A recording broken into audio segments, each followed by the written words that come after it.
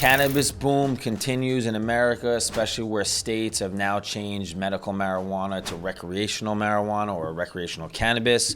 What does that mean, recreational marijuana? Like your backyard? Yeah, you're smoking anywhere you can could grow smoke a it cigarette. Or you can. A lot of states allow growing a certain amount of plants per household. But the biggest issue here for business owners, especially in New Jersey and New York, is the tax deductions. Now, as a business owner, Rich, we get certain tax write-offs at the end of the year. We could write off our cars, we could write off insurances, and that saves you on tax at the end of the year. But if you're a Schedule 1 drug like cannabis is, the IRS does not allow business owners to have certain tax deductions. Why is that? Schedule 1 like the best you could be? Is it like the top level? Like no. Well, it's just a level of drug qualifications by the IRS and the government, right? A Schedule 3 is still a drug, right? But you get more tax deductions as a business owner. So if you look at Big Pharma and you're writing off heroin, although heroin sounds insane, right? Heroin is actually used in a lot of prescription drugs if people know or don't know, right? So there's heroin literally chopped up into certain prescriptions. It's unbelievable. So you get tax deductions. Now, whether or not Big Pharma has a play in this is a major perspective.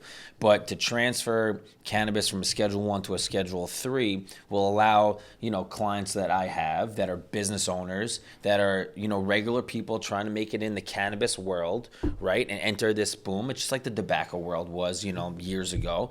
Can I write off my machinery? Maybe. Can I write off the purchase of certain drugs, which is going to allow me to do other things? What am I allowed to get tax deduction-wise with the IRS at the end of the year? And this is a big thing because Donald Trump is known for looking at the tax code and playing in the gray area to help his own personal businesses. Kevin O'Leary says, if you don't know the tax code, right, you're doing your business an injustice. So understanding the 280E tax code and the IRS and allowing what you could have written off and what you can't is very crucial to your survival in the cannabis market.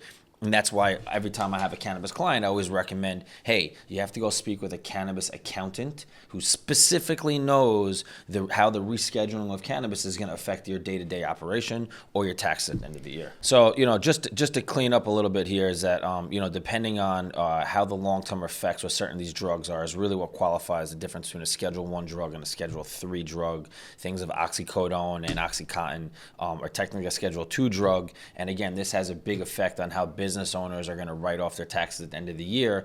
Whether they're using prescription drugs or not, that might be a determining factor, but whether or not they have long-term effects. So what would be some Schedule 1 drugs? Heroin, LSD. Cannabis is on there. Cannabis is on there. And I think the issue with cannabis is whether or not there's long-term effects that come from cannabis, so that's why it's deemed a Schedule 1 drug at the moment. But, if it does get transferred over to Schedule 3 drug, big change for tax write-offs at the end of the year. Yeah, and it'll be great for, observing for medical history as well, because there's a lot of it's used for medical purposes. Yeah, I mean, and then as the cannabis becomes recreationally legalized in states, right, if cannabis does transfer from a Schedule 1 to Schedule 3, that's going to affect how states are going to take into consideration. Big news in New York right now, and the issue with opening up dispensaries is that there's certain property lines of where you could open up a dispensary, right? Typically, you're supposed to be 500 to 1,000 feet away from places of worship or schools, right? Whether or not daycares falls in that line is a debate. But daycare's not a school. Yeah. But in New York, right, so what they did was they measured from one property line, one far corner, all the way to the other property line, other far corner. They got within the 500-foot threshold, and now people are, throwing their hands up saying it's within 500 feet. So is it door to door, or is it property corner to property corner? And what this cannabis company did was they did property corner to property corner, got in with the OCM, got qualified as a business, and I think now they're going to be either shut down or fined. It's going to be a big lawsuit here. But the Office of Cannabis Management should come out and they should take a hard stance position one way or the other. Yeah, they do. And, the fact that this slipped by them is a big red flag. The amount of investment that this property owner or that this business owner actually put in to open up this dispensary could be hundreds of thousands of dollars.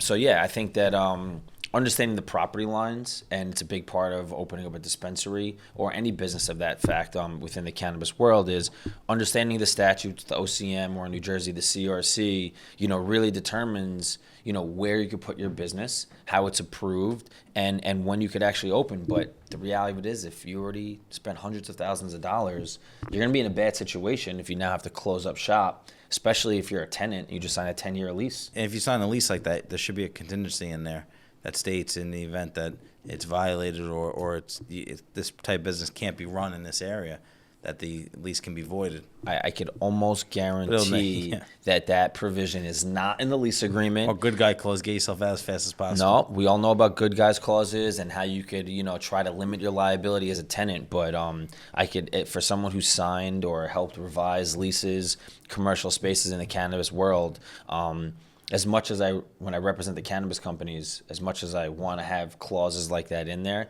the landlord will never agree to them. Because, and by the way, if the landlord is in this situation, they say, oh, well, whatever. You signed a personal guarantee, you signed a corporate guarantee, you're locked in for 5, 7, 10 years, pay me my money, right? So a lot of disputes are going to arise in the landlord-tenant courts, mostly commercial parts in New York and New Jersey. And it's going to be a headache for the next 5 to 10 years. If you want to learn more about cannabis, give us a call. Make sure you read your leases, make sure you understand the clauses that you sign. And if you're going to open up a business, make sure you're following the OCM or the CRC's guidelines, so that way you don't get shut down. The day that you do your ribbon cutting. That would be awful. Yeah.